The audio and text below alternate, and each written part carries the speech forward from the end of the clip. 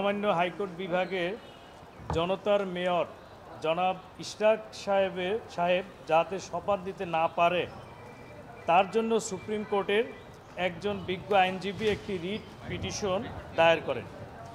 এই রিট পিটিশনের শুনানির জন্য পিটিশনটি শুনানি অন্তে বিগত 22/5/2025 তারিখ খারিজ করে দেন মহামান্য হাইকোর্ট।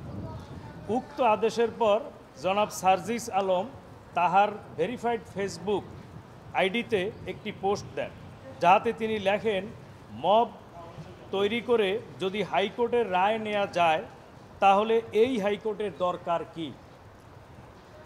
তার এই বক্তব্যের প্রেক্ষিতে বিগত 24/5/2025 তারিখ সুপ্রিম কোর্টের অপর এক বিজ্ঞ আইনজীবী জনাব মোহাম্মদ জসিম উদ্দিন সার্জিস আলমকে একটি কন্টেম্প নোটিশ প্রেরণ করেন এবং সেই নোটিশে বলা হয় যে নোটিশ প্রাপ্তির 2 ঘন্টার মধ্যে সার্জিস আলমকে বাংলাদেশের মাননীয় প্রধান বিচারপতির নিকট সুপ্রিম কোর্টের রেজিস্ট্রার জেনারেলের মাধ্যমে নিঃশর্তভাবে লিখিত ক্ষমা প্রার্থনা করতে হবে এবং সংবাদ সম্মেলন করে জাতির উদ্দেশ্যে জাতির কাছে নিঃশর্ত ক্ষমা প্রার্থনা করতে হবে।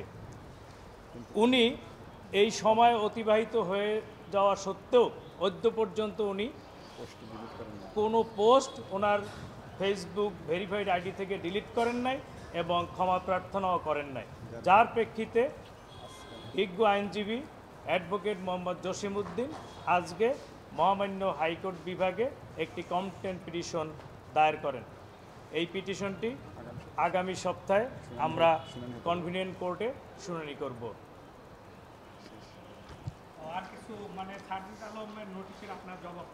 না, কোনো জবাব উপায় নেই। উনি নোটিশের প্রেক্ষিতে কোনো ক্ষমা প্রার্থনাও করেন নাই এবং ওনার ফেসবুক আইডি থেকে এই পোস্ট উনি ডিলিট করেন নাই।